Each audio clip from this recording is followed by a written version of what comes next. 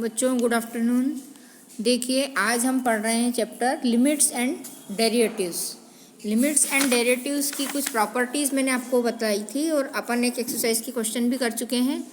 इसकी ये प्रॉपर्टी थी अलजेब्रा ऑफ लिमिट्स। इसमें हमने थ्योरम्स पढ़ी थी कि यदि हमारे पास फंक्शन एक्स के यदि दो अलग अलग फंक्शन होते हैं, उनमें प्लस का, माइनस का, मल्टीप्लिकेशन का या डिवाइड का साइन हो, तो हम उनको लिमिट के साथ सेपरेट कर सकते हैं इस तरह से, और सेपरेट करके उनको उसी तरह से हल कर सकते हैं जिस तरह से हम कोई क्वेश्चन को सॉल्व करते हैं। फिर हमने देखा था यदि कोई कांस्टेंट संख्या आगे होती है तो उसको हम लिमिट से बाहर हैं और फिर हम उस फंक्शन को सॉल्व कर सकते हैं, है ना। उसके बाद हमने देखा था कि हमारे पास जो संख्या है उसके लिए एक ये फार्मूला था कि x to the power n है तो a to the power n हो जाएगा, और इस तरह से हम उनको सेपरेट भी कर सकते हैं। और एक हमने ये फार्मूला देखा था सवाल करने के, ये देखे थे कि यदि हमारे पास कोई संख्या है तो हम पहले क्या करते हैं, जितना उसको सॉल्व कर सकते हैं उतना सॉल्व करते हैं, और सॉल्व कर लेने के बाद जो संख्या बचती है उसमें लिमिट रखते हैं। सीधे हम लिमिट नहीं रखते हैं, सीधे लिमिट रखने पे भी आंसर तो आ जाता है लेकिन वो सही नहीं है, तो इसलिए जितना हो सके हमें इसको सॉल्व करना होता है। एक था हमारे पास कि ट्रिग्नोमेट्रिक फंक्शन के फॉर्म में हमारे पास संख्याएं हैं, तो वहाँ पे हम साइन एक्स अपॉन एक्स और लिमिट एक्स टेंस टू 0 है तो उसको 1 रखते हैं, 1 minus cos x upon x है तो उसको, और लिमिट एक्स टेंस टू 0 है तो उसको भी हम 0 रखते हैं। लेकिन यदि 10 है तो limit x tends to 0 10x upon x जो होता है उसको हम 1 लिखते हैं। तो ये हम डायरेक्ट लिख सकते हैं इस तरह से, और ये क्वेश्चंस हमने किए थे, हम यहाँ तक के क्वेश्चन कर चुके थे, ये क्वेश्चन नंबर 10 तक। ये क्वेश्चन जो है आगे की आपसे हो जाएंगे। मैं एक ये वाला क्वेश्चन बता देती हूँ। अब इसमें देखिए क्वेश्चन 13.1 का क्वेश्चन नंबर 13, इसमें आपको निकालना है limit x tends to 0 sine ax upon bx। अब यहाँ पे देखिए साइन ax अपॉन bx जो है, इसके लिए हमारे पास जो फार्मूला है वो फार्मूला ये है limit x tends to 0 sine x upon x, जो यहाँ पे साइन के साथ है वही यहाँ पे नीचे होना चाहिए, तब हम ये फार्मूला लगा पाते हैं और इक्वल 1 लिख पाते हैं। तो हमारे पास ये नहीं है तो हम क्या करेंगे, अब इसमें हमने ax अपॉन ax से मल्टीप्लाई कर दिया, क्योंकि हम यहाँ पे ax चाहते हैं और केवल अपॉन में ax हम ले नहीं सकते थे, तो हमने क्या किया, ax अपॉन ax से मल्टीप्लाई किया। तो ये हमारा सवाल हो गया sine ax upon bx into ax upon ax। अब हमने क्या किया, नीचे वाले ax को यहाँ लिख दिया और यहाँ के bx को यहाँ लिख दिया, तो हमारा हो गया limit x tends to 0 sine ax upon ax into ax upon bx। अब इस पूरे को फार्मूले से हम लिख सकते हैं 1, ये फार्मूला है हमारा, sine x upon x limit x tends to 0 बराबर होता है 1 के, तो ये रख दिया हमने 1, और यहाँ x से x कैंसिल कर दिया तो a अपॉन b इसका क्या है, आंसर है। अब देखिए सेम क्वेश्चन नंबर 14 जो है वो भी सेम ऐसा ही दिया है, लेकिन उसमें क्या किया है, sine ax upon sine bx दे दिया है, तो और a और b इज़ नॉट इक्वल 0, ठीक है। तो यहाँ पे हम क्या कर रहे हैं, देखो इसमें ये भी ऐसे ही करना है हमको। अब यहाँ पे क्या चाहिए, यदि हम इनको सेपरेट करते हैं तो इस ax के नीचे हमें ax चाहिए, और ये जो bx है इस bx के साथ हमको bx चाहिए। अब ये जो bx यहाँ पे है इसको हम उलट के भी लिख सकते हैं वैसे, तो हमने क्या किया, ax और bx का ऊपर और नीचे मल्टीप्लाई कर दिया। अब इससे क्या हुआ, ax और bx दोनों का हमने मल्टीप्लाई किया, तो ये जो साइन ax है, ये जो साइन ax है इसके नीचे हम ये नीचे वाला ax लेके आ गए, ये वाला जो ax है इसके नीचे आ गया, तो साइन ax अपॉन ax हो गया। ऊपर का ax भी बच गया है, ऊपर का bx भी बच गया है, नीचे का bx भी बच गया है। अब हमने इस नीचे वाले साइन बी एक्स को यहाँ पे लिखा, लेकिन यहाँ पे हम मल्टीप्लाई की जगह डिवाइड का साइन लगा रहे हैं। अभी हमने प्रॉपर्टी देखी थी कि हम इनको सेपरेट कर सकते हैं, तो हमने सेपरेट किया लिमिट x टेंस टू 0 और डिवाइड का साइन लगा के b x upon b x, कौन सा वाला बी एक्स लिया, ये ऊपर वाला, तो ये वाला बी एक्स भी हमने यूज़ कर लिया, ये बी एक्स हमने यहाँ लिख दिया। ठीक है, अब यहाँ पे ए एक्स और बी एक्स बचेगा, इसको हमने ऐसा लिखा, इसको फॉर्मूले से हल करेंगे तो यहाँ पे 1 आएगा, इसको फॉर्मूले से हल करेंगे तो 1 आएगा और बचेगा ए एक्स अपॉन बी एक्स। इनमें से भी एक्स से एक्स कैंसिल हो गया तो ए अपॉन बी। तो इस क्वेश्चन का आंसर भी हमारे पास क्या आ रहा है, ए अपॉन बी। अब इस एक्सरसाइज के बाकी सवाल भी आपको ऐसे ही करना है, जो करने की आप खुद कोशिश करेंगे अब, और यदि कोई प्रॉब्लम आती है तो आप मुझसे पूछेंगे। हम इसके आगे जो पढ़ना है वो देखते हैं। देखिए, अब हमें पढ़ना है डेरिवेटिव्स। अब डेरिवेटिव्स क्या होते हैं और इन्हें कैसे निकाला जाता है, ये हम पढ़ रहे हैं। तो डेरिवेटिव्स के लिए देखिए, यहाँ पर डेफिनेशन दे रखी है आपको डेरिवेटिव्स की, कि हमारे पास कोई फंक्शन, रियल फंक्शन f का है, रियल वैल्यूड फंक्शन है, and a is a point in its domain. अब डोमेन और रेंज ये आप समझते हैं, जब भी हम किसी फंक्शन की बात करते हैं तो डोमेन और रेंज हमने पहले दूसरे तीसरे जो चैप्टर थे उसमें पढ़ी थी। तो जो डोमेन होता है उसमें यदि a कोई पॉइंट है तो उस पॉइंट a के लिए उसका डेरिवेटिव जो होता है, derivative of f at a is defined by limit 0 f of a plus h minus f of a upon h। इस फॉर्म में हम संख्या को लिखेंगे, इस फॉर्म में रखेंगे, और फिर उसको हल करने पे जो आता है उसमें लिमिट h जो है h टेंस टू 0 रख देंगे, h की वैल्यू लगभग 0 रख देंगे, तब हमको रिजल्ट मिलता है। अब ये देखिए, ये होता क्या है, इस ग्राफ को देखिए।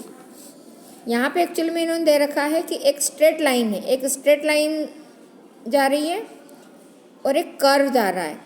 हम जो कैलकुलेशन करते हैं ग्राफ से, ये equal y equal f of x में हमको एक स्ट्रेट लाइन मिलती है। इस स्ट्रेट लाइन की कैलकुलेशन करना हमको आसान है।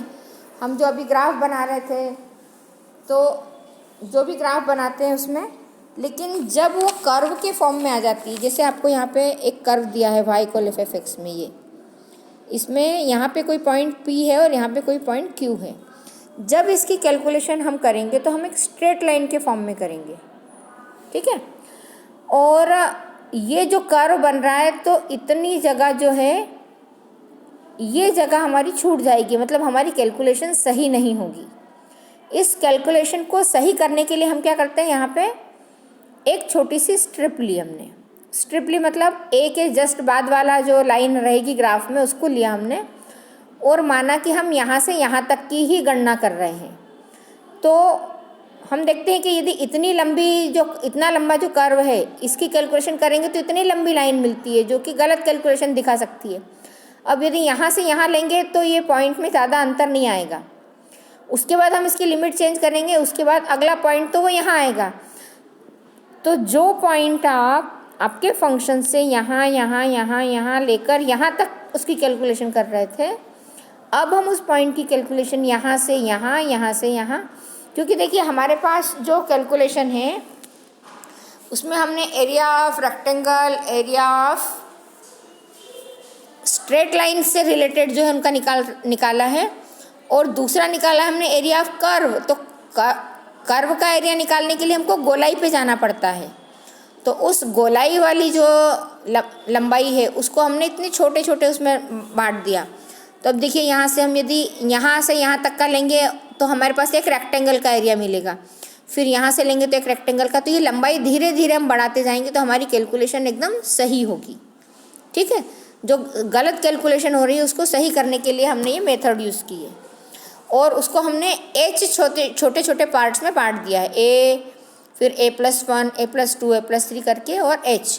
और h जो डिफरेंस है वो इतना छोटा है कि उसको हम लगभग 0 मान सकते हैं, और उसी को हमने a plus h minus f of a upon h लिखा।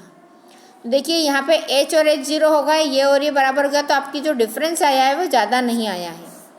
और इस तरह से जो हम कैलकुलेशन करते हैं उसी को हम डेरिवेटिव कहते हैं। इसको यहाँ पे इन्होंने एक सवाल के माध्यम से भी हल करके बताया है। देखिए ये, find the derivative eight x equal 2 of the function F x equal 3x। तो अब यहाँ पे क्या किया इन्होंने, फंक्शन लिया है 3x। अब हमारा जो फंक्शन होता है वो एफ ऑफ एक्स होता है, तो यहाँ पे एफ ऑफ एक्स की जगह हो जाएगा एफ ऑफ 2। तो एफ ऑफ 2 जो हमारा फंक्शन होगा उसमें हमको एफ ऑफ ए लेना है, F of a plus H लेना है, ये दो चीज़ें हमको लेना है और निकालना वैल्यू क्या है, एफ ऑफ 2 की। तो जब हम इसकी वैल्यू निकालेंगे तो वो वैल्यू एफ ऑफ 2 नहीं होके एफ डैश 2 हो जाएगी। डेरिवेटिव के फॉर्म में जब वो आएगी तो एफ डैश 2 में कन्वर्ट हो जाएगी। तो अब हमारे पास जो फार्मूला है ये डेरिवेटिव है ना, तो यहाँ पे इसके इक्वल में जो लिखा जाएगा, इसमें यहाँ पे ये लिखा जाएगा कि ये हम जो निकाल रहे हैं ये एफ डैश ए है। एफ डैश ए बराबर इसके होगा, ठीक है। तो अब हम निकालेंगे तो ये हो जाएगा f dash 2 limit h tends to 0 2 plus h. यहाँ पे आपका f of a f of 2 हो जाएगा, f of a plus h हो जाएगा, एफ ऑफ 2 प्लस एच और एच ऐसा ही रहेगा। अब हम इस ये जो फंक्शन इसमें 3x दिया हुआ है तो 3 का इसमें मल्टीप्लाई करेंगे। तो अब इस 3 का मल्टीप्लाई इधर a प्लस एच में भी होगा और a में भी होगा। मल्टीप्लाई करने के बाद जो संख्या आती है, देखिए ये 6 से 6 कैंसिल हो गया, ब्रैकेट खोला हमने, 3h/3 तो h से h कैंसिल हो गया तो बचा 3। अब लिमिट h टेंस टू 0 3, तो यहाँ पे कांस्टेंट संख्या है, h है ही नहीं तो h की लिमिट हम हटा देंगे। लिमिट जो रखी होती है पूरा सॉल्व करने के बाद जो संख्या बचती है उसमें हम उसकी जो वैल्यू यहाँ पे दे रखते हैं उसको पुट करते हैं। तो यहाँ पे हमारे पास कोई लिमिट नहीं है तो हम इसको हटा देंगे, तो 3 इसका आंसर आएगा। अब इसी को इन्होंने एक और क्वेश्चन सॉल्व करके बताया है, फिर और आगे बताया है। तो ये सॉल्व जो एग्जाम्पल हैं इनको देखना है आपको और फिर अपन अनसॉल्व क्वेश्चन करेंगे। यहाँ पे आपको एक डेफिनेशन दे रखी है, suppose f is a real valued function, the function defined by limit h tends to 0 f of x plus h minus f of x upon h, where the limit exists is defined to be the derivative of x and denoted by f dash x। जब इसका derivative निकालेंगे तो उसको f dash x से हम denote करते हैं। तो ये फार्मूला आपको ध्यान रखना है, f dash x equal limit h tends to 0 f of x plus h minus f of x upon h, ये इसका फार्मूला रहेगा, ठीक है। अब देखिए एक चीज़ और देखिए, जब हम इसको डिफ्रेंशिएट करते हैं या डेरिवेटिव निकालते हैं तो यदि हमारा फंक्शन एफ ऑफ एक्स होता है तो डेरिवेटिव के बाद हम लिखते हैं उसको एफ डैश एक्स। कहीं कहीं इसे d Y by D x से भी डिनोट किया जाता है। वो क्यों और कैसे किया जाता है वो देखो।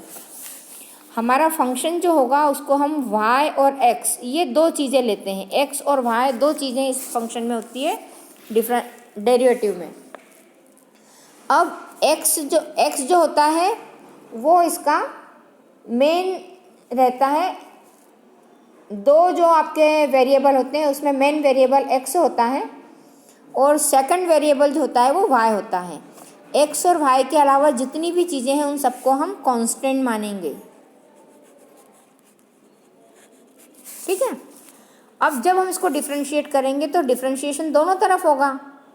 जब इसको हम f जो फार्मूला है उससे लिख रहे हैं तो f डैश x लिखेंगे और f डैश x बराबर क्या हो जाएगा, f of x plus h minus f of x और अपॉन में h, और यहाँ पे आ जाता है लिमिट h टेंस टू 0। इसको हल करने के और दूसरी मेथड भी है, फॉर्मूले से भी हम इसको हल करेंगे, लेकिन ये तो इस तरफ का फंक्शन है। इस वाले फंक्शन को यदि हम डिफ्रेंशिएट करते हैं तो इसको हम D Y by D X लिखते हैं और ये आपका D Y by D X F dash X ही होता है, या इसको इस तरह से भी हम डिनोट करते हैं, या इसको हम ऐसा भी लिखते हैं d y d x of f of x, और जब इस तरह से हल करेंगे तो भी इसको एफ डैश एक्स लिखेंगे।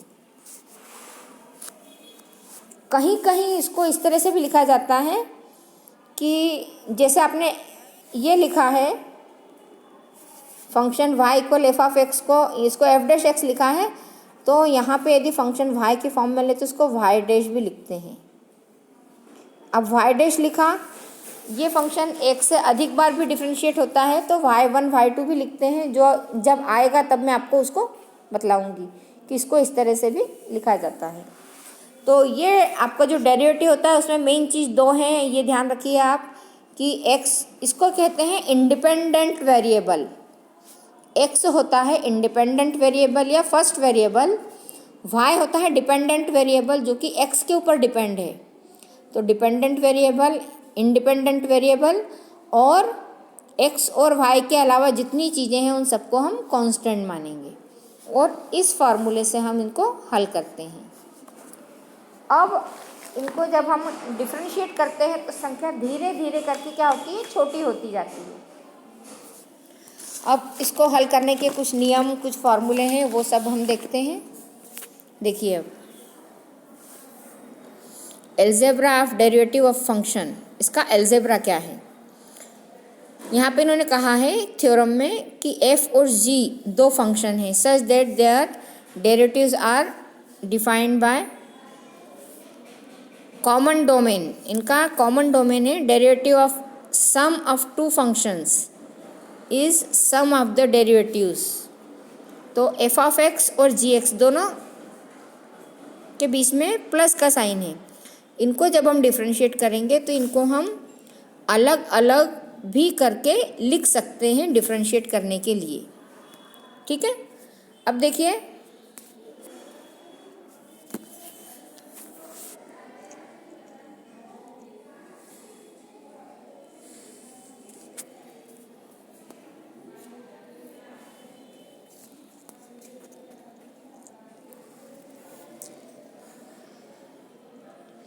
यदि प्लस का साइन है तो भी हम ऐसा लिख सकते हैं, माइनस का साइन है तो भी हम ऐसा लिख सकते हैं। फिर देखिए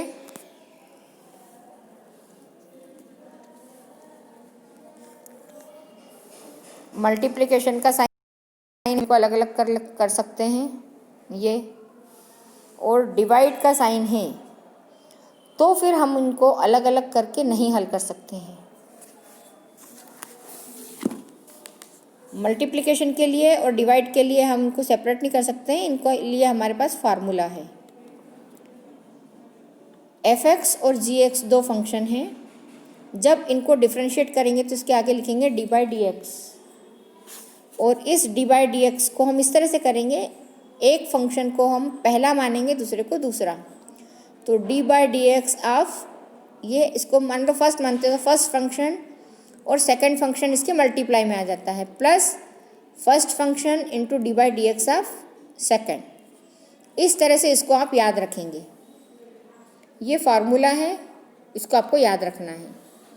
यदि डिवाइड के फॉर्म में है तो एफ ऑफ एक्स और जी एक्स का फार्मूला इस तरह से हो जाएगा कि D by D x of f of x, ऊपर वाला फंक्शन जो है जिसको बोलते हैं numerator, into denominator, minus numerator into D by D x of denominator. अब देखिए यहाँ पे क्या करना है, माइनस का साइन लगाना है और यहाँ पे प्लस का, ये दोनों में मेन अंतर है। इसमें इस तरह से लिख के प्लस का साइन लगाना है, इसमें इस तरह से लिख के माइनस का साइन लगाना है, लेकिन साथ में इसमें जो आपका नीचे वाला फंक्शन है उसको स्क्वायर करके भी लिखना है। ये चार फार्मूले जो है मेन पूरे आपके डेरिवेटिव में चलते हैं, और एक फार्मूला वो जो अपन ने अभी देखा है, इन 5 फार्मूले से आपके सारे सवाल होंगे। अब इसमें इतना बड़ा लिखने में कई बार दिक्कत होती है, तो हम क्या करते हैं, एफ ऑफ एक्स को यू और जी एक्स को वी मान लेते हैं। तो यू और वी का डिफ्रेंशिएशन या डेरिवेटिव, तो उसके ऊपर हमने लगा दिया कामा। जैसा कि मैंने आपको बताया था कि वाई होता है तो वाई के ऊपर डैश लगा देते हैं, और एफ एक्स के फॉर्म में होता है तो एफ डैश एक्स होता है। तो यहाँ पे हमने इसको यू और वी मान लिया और इसको शॉर्ट में लिखा, इतना बड़ा फार्मूला जो है उसको शॉर्ट कर दिया। तो u dash into v plus u into v dash, ये एक फार्मूला हो गया। दूसरा फार्मूला हमारा डिवाइड रूल का है, उसमें भी हमने u और v के फॉर्म में लिया। तो u अपॉन v का डैश मतलब u अपॉन v का differentiation, u dash into v minus u into v dash upon v square. इस तरह से फार्मूले को याद करना आसान हो जाता है शॉर्ट में। तो एक फार्मूला तो हमने ये देखा था, इस तरह से हम कर सकते हैं, और 4-5 फार्मूले हमारे ये हैं। इन सब का यूज़ करके हमको आगे के सवाल करना है।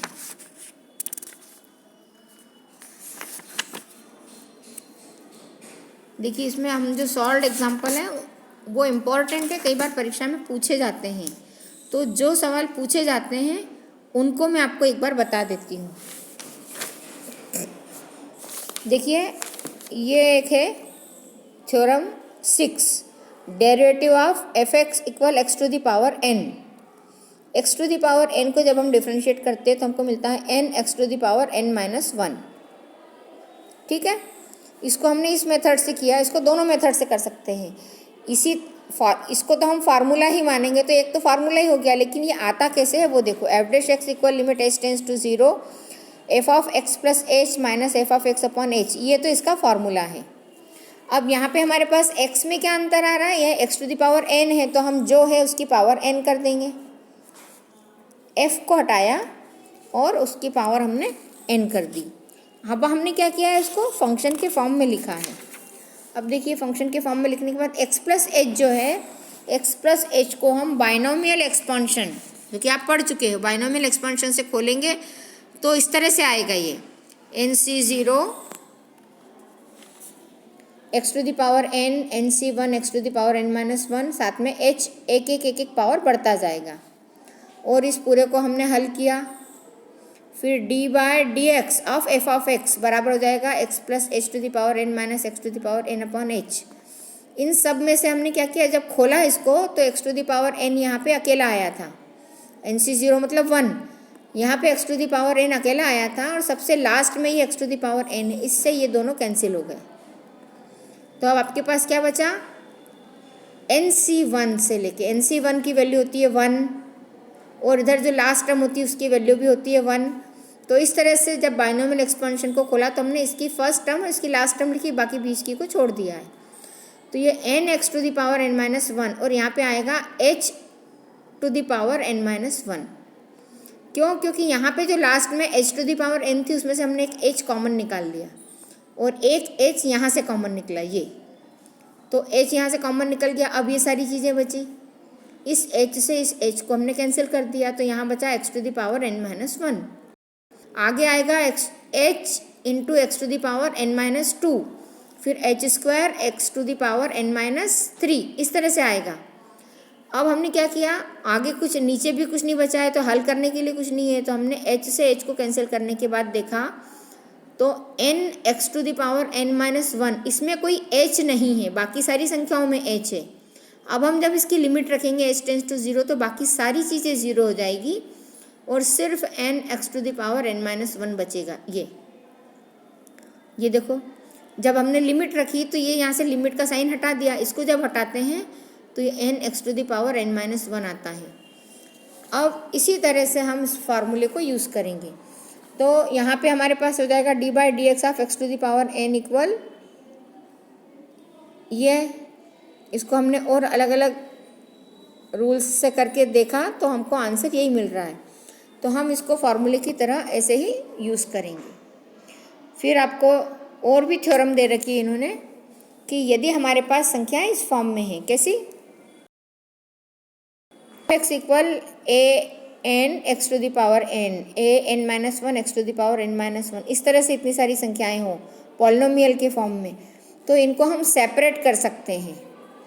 सेपरेट करेंगे और सबका डिफरेंशिएशन करेंगे, तो यहाँ पे a to the power a n जो है वो क्या है, कांस्टेंट है, तो कांस्टेंट ऐसे ही बाहर निकल आएगा, और n a n x to the power n plus 1 बचेगा, यहाँ पर ये संख्या बचेगी। इस तरह से सब सेपरेट अलग अलग डिफरेंशिएट हो जाएंगे,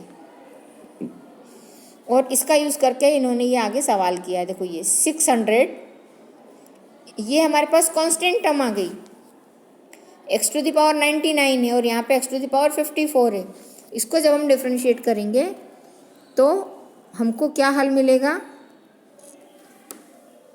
नहीं एक्स सॉरी, आपको ये सवाल दिया है 6x⁻100 minus x 55 plus x.